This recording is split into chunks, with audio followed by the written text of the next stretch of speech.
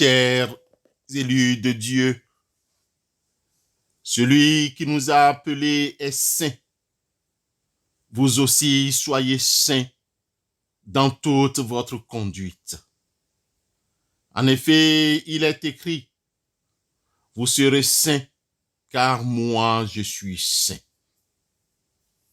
Bien-aimés, à travers ce message de sainteté venant de la première lettre de Pierre, chapitre 1, versets 15 et 16, recevez nos fraternelles salutations dans le beau nom de notre Seigneur et Sauveur Christ Jésus.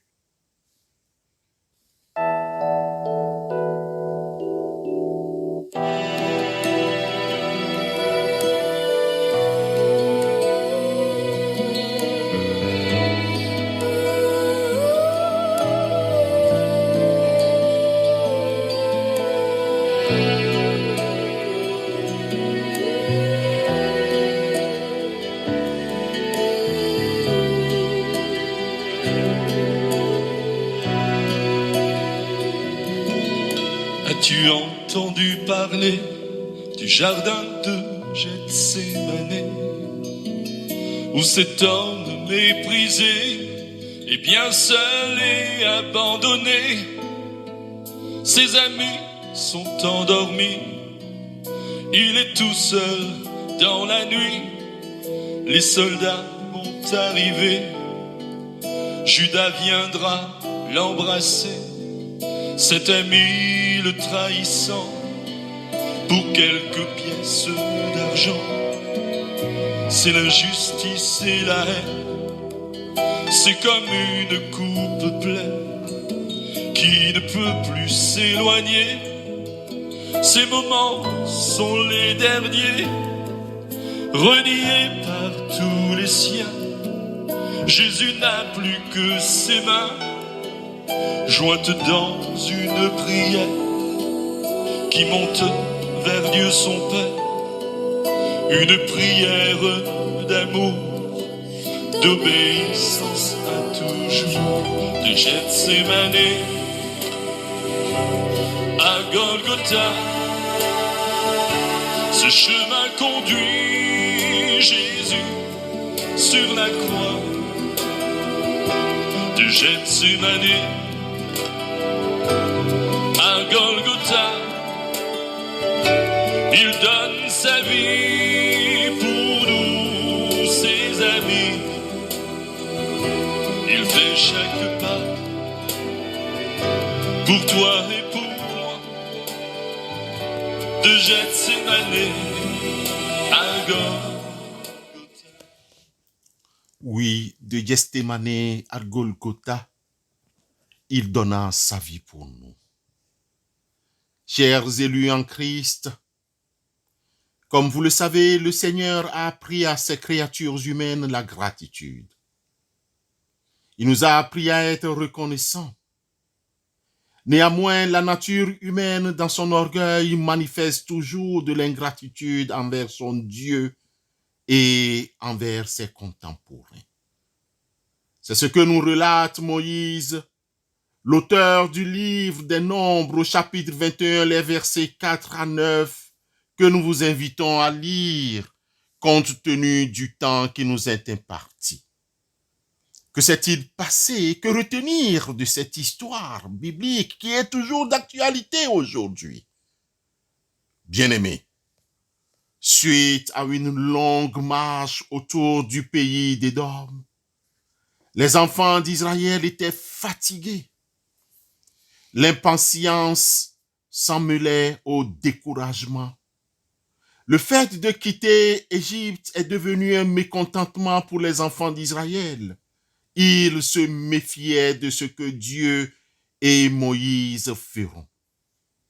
Ils jetèrent le mépris sur Dieu et sur son serviteur Moïse. Ils murmurèrent en route contre Dieu et son serviteur Moïse. Pourquoi nous avez-vous fait monter hors d'Égypte pour que nous mourions dans le désert? La nature humaine comporte en elle-même l'ingratitude. Les enfants d'Israël préféraient la souffrance en Égypte que la délivrance que Dieu leur a donnée. Quand tout marche bien, l'humain hausse la poitrine. Il est fier, se dit, moi j'ai fait tel, moi j'ai fait autre chose ou telle chose. Mais il suffit qu'il arrive une petite épreuve. L'amour humain pour Dieu et pour son serviteur change comme les aiguilles d'une montre. Dieu n'aime pas les murmures. Et nous voyons le juste jugement que Dieu a infligé aux enfants d'Israël pour avoir murmuré. Dieu a envoyé parmi eux des serpents de feu qui ont mordu ou piqué beaucoup à mort. Bien-aimés, dépassé par les morsures du serpent d'airain, le peuple vint auprès de Moïse et dit, « Nous avons péché, car nous avons parlé contre l'Éternel et contre toi. Prie l'Éternel, afin qu'il éloigne de nous ces serpents. Évitons de parler de murmures, évitons de parler, évitons de murmurer contre Dieu pour un oui ou pour un non, d'insulter ses serviteurs, d'insulter les serviteurs de Dieu et de leur manquer de respect. Sur intercession de Moïse auprès de Dieu, ce dernier, dans sa miséricorde, a pris autre disposition pour soulager le peuple. Il dit à Moïse, « Fais-toi un serpent brûlant et place-le sur une perche. Quiconque aura été mordu et le regardera, conservera la vie. » Moïse fit un serpent d'airain et le plaça sur une perche. Et quiconque avait été mordu par un serpent et regardait le serpent d'airain conservait la vie.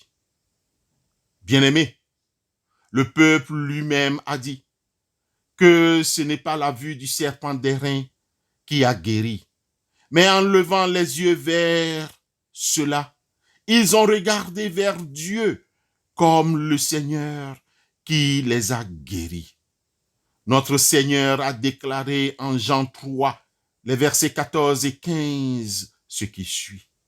Et comme Moïse éleva le serpent dans le désert, il faut de même que le Fils de l'homme soit élevé, afin que quiconque croit en lui ait la vie éternelle. Par la foi, nous nous tournons vers Jésus, ce serpent brûlant, qui a versé son sang sur la croix pour nous.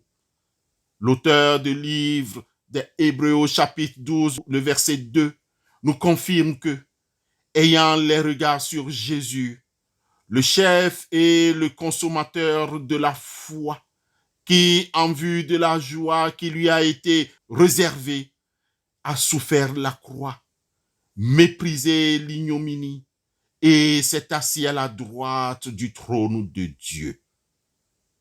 Bien-aimés, le Seigneur qui est mort pour nous en cette semaine sainte nous retire des dangers et des angoisses par des moyens que la raison humaine n'aura jamais imaginés. C'est seul le venin du vieux serpent qui enflamme des péchés qui aboutissent à leur destruction éternelle. Comme le Christ est arrivé nous délivrer, personne ne fermait les yeux sur Christ, ni ne se détournait de son évangile. Bien-aimé, un sauveur crucifié serait si estimé que tout le reste serait considéré comme perdu pour lui. Alors, nous pouvons crier très fort en cette semaine pascale, « Seigneur, sauve-nous, nous périssons. » Personne n'abuserait non plus de la franchise du salut de Christ qui peut estimer le prix qu'il a payé pour nous. Amen.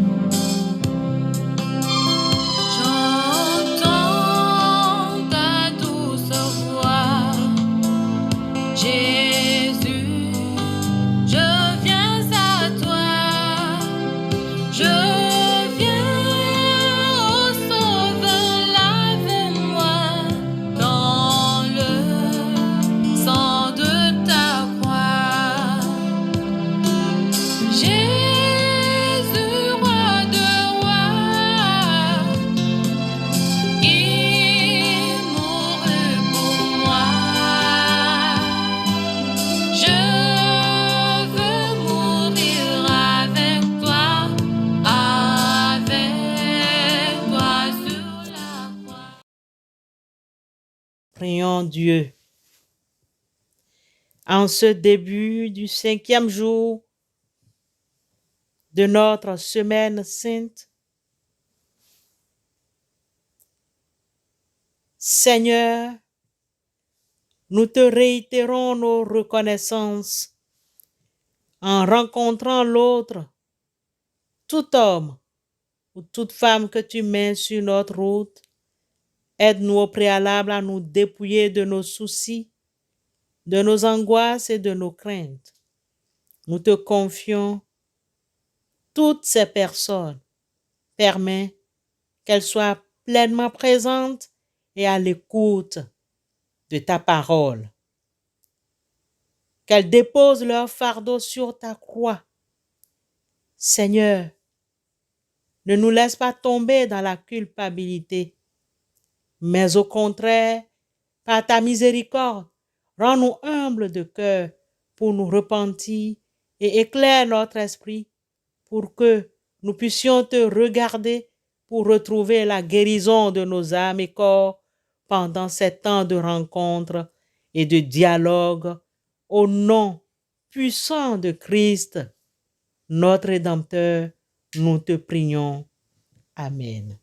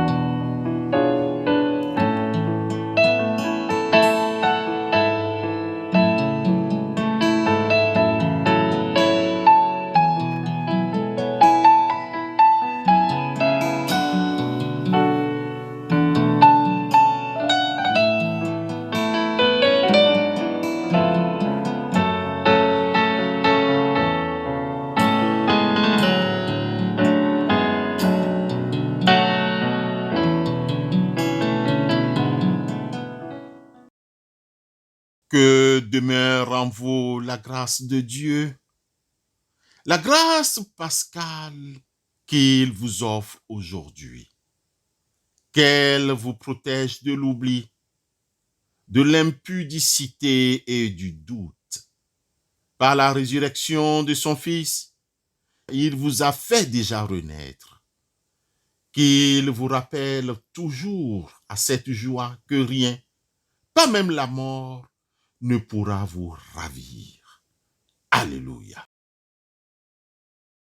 Jésus, Jésus, mon sauveur, à l'ombre de ta croix, j'ai trouvé le repos de cœur. Gloire à toi, roi des rois.